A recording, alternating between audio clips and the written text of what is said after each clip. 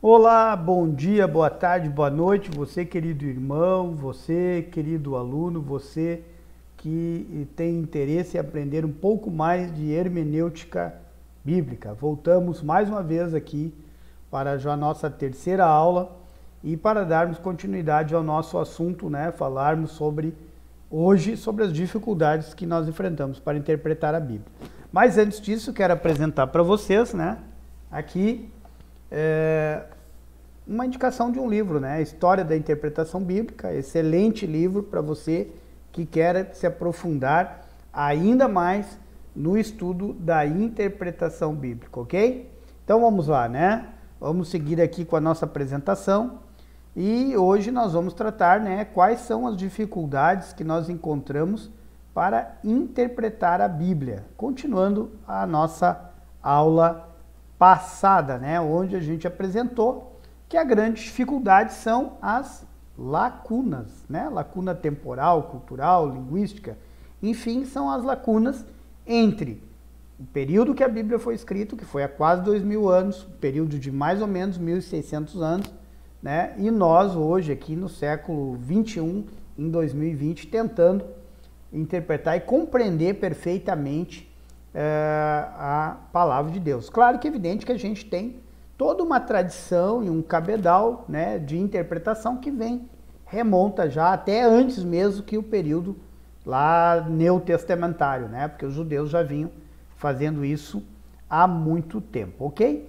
Como eu tinha prometido para vocês, eu trouxe aqui a Cantiga da Ribeirinha. A Cantiga da Ribeirinha, ela é o primeiro texto em língua portuguesa, né, é considerado pelos eruditos, pelos linguistas, filólogos, o primeiro texto em português, né? Quando deixa de ser latim e vira português. Vocês sabem que o português, assim como o espanhol, francês, italiano, romeno, basco, galego, são línguas que se originam do latim, né? O latim nas várias comunidades ali do Império Romano, claro que nós estamos aqui falando do século 12, muito depois, mas o latim se espalha por todo aquele Império Romano e ali cada comunidade vai desenvolvendo a língua de uma forma, o latim, que se transforma nas línguas que nós temos hoje, as línguas modernas, ok?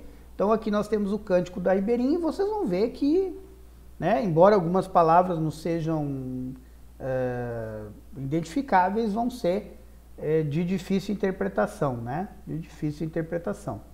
Mas que é uma cantiga de amor que o pai Soares Taveiró, aliás, começa quem estuda um pouco da história do português, esses são os cantos dos trovadores, né? E geralmente eram escritos para mulheres casadas, né? Amores impossíveis, e esses poetas faziam esses cantos, né? Na verdade isso aqui eram músicas que eram cantadas, né, como serenatas para estas mulheres, ok? Mas vocês vejam bem a dificuldade. E isso que o português é uma língua viva. Agora vocês imaginem, né, quando nós lidamos com línguas mortas, línguas que ninguém fala, não há mais comunidade falante, né? Diferente do português, ok? Então aqui foi só para vocês terem uma palhinha dessas dificuldades, tá? Aqui eu tenho uma lacuna cultural, né? Então eu botei aqui, por que Moisés deu um mandamento tão estranho quanto esse? Não cozerás o cabrito no leite da própria mãe. Por quê? Né? A gente começa a pensar por quê. Então, descobertas arqueológicas modernas demonstraram o quê? Que era um costume cananeu e muito possivelmente, muito provavelmente, ligado a práticas cultuais a algum deus deles, né? Então, e certamente isso tinha sido de alguma forma incorporado pela comunidade judaica e agora Moisés quer o quê? Quer extirpar esse costume do povo, porque esse costume muito provavelmente deveria remeter a essa prática cultural. Um exemplo que eu gostaria de dar, embora essa não seja, a gente não possa definir se isso é só cultural, né? Mas uma das lacunas que a gente também pode falar, outra lacuna além da cultural, é a lacuna da tradução, né? Uma tradução mal feita pode atrapalhar a interpretação que a gente faz da Bíblia. Eu vou colocar aqui um exemplo, que eu quero dar um exemplo para vocês, para aqueles que têm 25 anos, 30 anos, 35 anos de fé, vão lembrar que nas igrejas pentecostais, na sua maioria, né, especialmente na AD, as mulheres não podiam cortar o cabelo. Por que as mulheres não podiam cortar o cabelo? Por causa de Coríntios 11, né? Que lá em 11 dizia que a mulher era honrosa, e especialmente por um versículo que dizia o seguinte, porque o cabelo foi dado no lugar de véu. Vocês vão lá na revista corrigida do João Ferreira de Almeida e vão encontrar o cabelo dado no lugar de véu. Só que essa é uma tradução errada. Se nós formos para a Bíblia de Jerusalém, se nós formos para outras versões, né, um pouco mais perto do sentido, inclusive um sentido que coaduna com todo o sentido do texto, porque o sentido de Coríntios 11, irmãos, irmãos e amigos, é Paulo mandando usar véu. Paulo está mandando as mulheres da cidade de Corinto usar véu. Podemos discutir aqui se era por causa da cultura, se era por causa das prostitutas, se é porque as mulheres estavam se rebelando e estavam quebrando aquele costume, que era um costume judaico. Podemos discutir uma série de coisas, né? Até porque Paulo termina ali aquela parte dizendo que nós, as igrejas de Deus, não temos tais costumes, ou seja, o próprio Paulo remete para uma interpretação desse gênero, mas a passagem em si é véu, não é cabelo. Inclusive a Bíblia de Jerusalém, que é uma Bíblia, é uma tradução da Bíblia feita por padres franceses, né, por monges franceses em Jerusalém, ela traduz assim, porque o cabelo é como um véu, né? É como um véu, o próprio cabelo é como um véu. E se a gente vai lendo a passagem, a gente vai vendo que Paulo defende o uso do véu e depois ele argumenta. Por quê? Porque para o homem é desonroso, a própria natureza vos ensina que para o homem é desonroso, para a mulher é honroso, vejam que o próprio cabelo é como um véu, né? É o que o Paulo está defendendo, olha, já há um véu natural, então é natural que a mulher use o véu. Mas os nossos antepassados, nossos pastores, líderes, né? Não teria que fazer uma pesquisa aí histórica para saber quem, mas em algum momento alguém diz, olha, o cabelo foi dado no lugar de véu, então não precisa véu, tem que usar o cabelo comprido. Não, né? Não tem que usar. Se nós vamos pegar a passagem ao pé da letra, literalmente tem que usar o véu. Tem nada de cabelo comprido no lugar de véu, né? Mas o João Ferreira traduziu e dá esse sentido um pouco equivocado. Então a gente tem que ter muito cuidado, né, com aspectos culturais e também com aspectos de interpretação, sabendo que nós temos acesso apenas a uma tradução. E a tradução ela pode, né, apresentar alguns limites, ok? Alguns limites quando nós vamos traduzir, certo? Mas seguimos aqui, né? A discussão é grande aí, né? Se você quiser botar aí nos comentários alguma coisa, né? Mas eu estou aberto, né? Se acharem muito ruim, a gente pode fazer uma aula fazendo a interpretação do Coríntios 11, pelo menos essa parte, versículo a versículo, e mostrar para você como essa passagem está mandando usar véu. Não tenho dúvida nenhuma sobre isso. Lacuna autoral. Por que autoral? Porque o autor, ele não é só o Moisés, o João, o Lucas, né? O Paulo. A Bíblia é um livro escrito por homens, né? Contudo, inspirado por Deus. Por esta razão, necessitamos do auxílio do Espírito Santo para interpretarmos corretamente, né? Ou seja, a Bíblia não é um livro, ainda mais com todas essas lacunas aqui que a gente vem falando, a gente precisa da ajuda do Espírito Santo para interpretar. Agora, cuidado. Cuidado, né? Uma interpretação espiritual que contradiga a mensagem expressa do texto, né? Que seja alguma coisa muito incomum, né? A gente tem que ter um certo cuidado. Por quê? Porque o coração do homem, ele é extremamente enganoso. Extremamente enganoso, né? Os púlpitos, né? Infelizmente, a pregação, ainda que eu entenda que na pregação há uma liberdade retórica, né? A pregação ela é uma liberdade retórica e a maioria hoje se prega às vezes de improviso, né? Ou seja, não se lê um papel como era no século XVII, século XVI, não é uma leitura. Então, às vezes, a gente ouve algumas coisas que não tem nada a ver, né? Que não é uma interpretação espiritual da Bíblia, é uma interpretação pessoal, subjetiva, carnal e, às vezes, até antibíblica, né? Também trouxe aqui uma citação do Anglada, né? Do Paul Anglada, do livro Hermenêutica Reformada, que diz o seguinte: a Bíblia parece atribuir ao Espírito Santo um papel bem mais amplo na interpretação das Escrituras. Em 1 Coríntios 2, 10 a 16, o apóstolo Paulo argumenta que, visto que o Espírito Santo conhece e percrusta como ninguém a mente de Deus, o homem espiritual, ou seja, aquele que possui o Espírito Santo, tem o Espírito Santo como mestre divino habitando em seu coração, né? E ele é ensinado pelo Espírito a conferir coisas espirituais com espirituais e a discerni-las. Tá? Então lá Coríntios 2, essa passagem diz, né, que só o homem espiritual consegue discernir as coisas do Espírito. Então veja que há uma limitação, né? Aliás, há várias, né? Nós estamos falando aqui das lacunas. Agora, sem a ajuda do Espírito Santo, se torna impossível que o homem carnal, ali o homem natural, sarquinos, né? Sarquinos, aqui no intuito de vem da palavra sarx, né? Carne.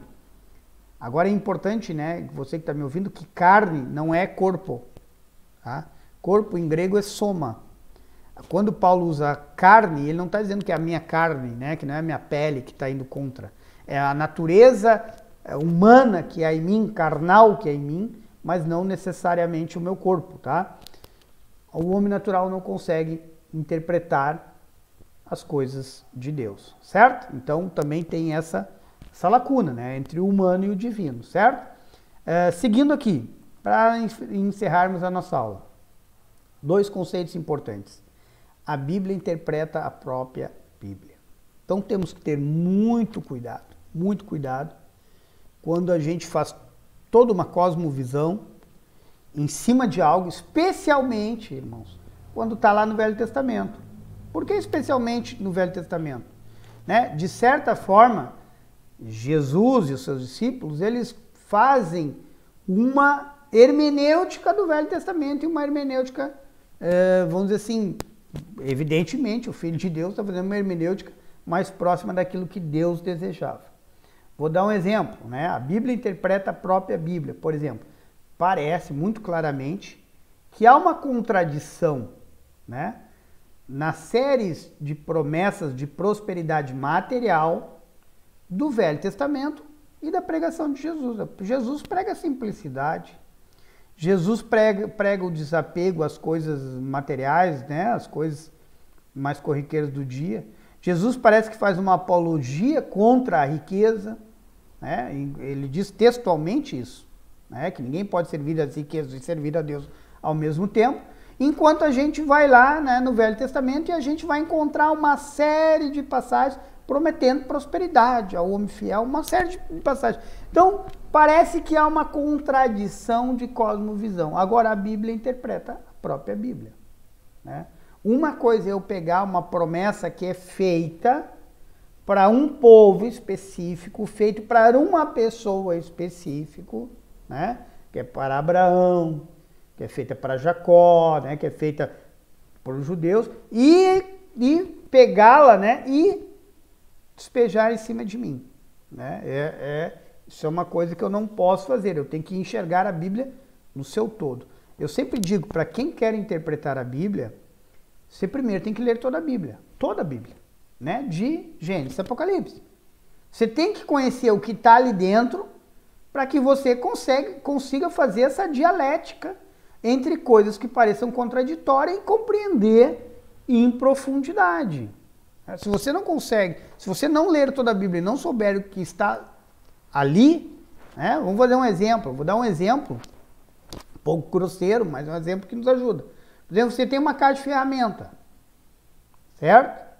E aí quem trabalha em casa sabe, né? Às vezes eu tenho lá uma Philips 0 e uma Philips 1. Aí eu não sei que eu tenho a Philips 1. Eu só tenho a Philips 0 que eu sei. Aí eu pego a Philips 0 e vou tentar tirar um parafuso que sairia muito melhor que a Philips 1. Eu vou ter dificuldade, talvez até nem consiga tirar aquele parafuso, porque eu estou usando a ferramenta inadequada. A Bíblia também é uma caixa de ferramenta para a nossa vida, né? Se você pegar a ferramenta inadequada, você poderá ter dificuldades, né? Eu creio, irmãos, eu creio, amigos, eu creio que uma interpretação correta da palavra de Deus nos leva a ter uma vida feliz e plena. Agora, uma interpretação correta vai nos trazer mais dificuldades até do que daquele que não conhece a Bíblia. Aquele que não conhece a Bíblia pode ter uma vida até mais feliz daquele que conhece a Bíblia, mas conhece de uma forma inadequada ou insuficiente, certo? Insuficiente. A Bíblia, né, diferente do nosso pastor que está gerando essas aulas, né, que falou que a Bíblia é insuficiente. Não, a Bíblia não é insuficiente. Agora precisamos conhecê-la na sua integralidade e precisamos saber aplicá-la à nossa vida cotidiana, tá? Então a Bíblia interpreta a própria Bíblia. Cuidado com essas cosmovisões, como a teologia da prosperidade pega. Pega uma cosmovisão veterotestamentária e tenta aplicar a nós que estamos aqui, inclusive na dispensação da graça, né? Mas nem todos que estão me ouvindo são dispensacionalistas, né? Então nem vão crer nessa questão de dispensação. Mas nós vivemos sobre outra égide muito superior a que viviam os antigos hebreus, certo? Então essas questões têm que ser interpretadas na sua totalidade e não na sua particularidade, né? Não é eu tirar da particularidade. Aliás, a lógica argumentativa, né, da filosofia vai nos mostrar isso. Eu não posso tirar do particular para o universal, né? Não posso dizer, olha, eu tenho um gato preto, a minha vizinha tem um gato preto, a minha tia tem um gato preto, a minha avó tem um gato preto, então todos os gatos são pretos, né? Eu estou tirando do particular e aí do particular eu levei para o universal, certo? Eu não posso fazer isso, isso é um erro. Eu tirar de uma situação particular e universalizar ela. Agora, do universal, eu posso levar para o particular. Isso se chama conhecimento indutivo, né? Aliás, lógica indutiva e lógica dedutiva. Eu digo, todos os homens morrem, né? Sócrates é homem, então Sócrates vai morrer, é mortal. Né? Isso eu tiro do universal, eu tiro uma regra particular para mim.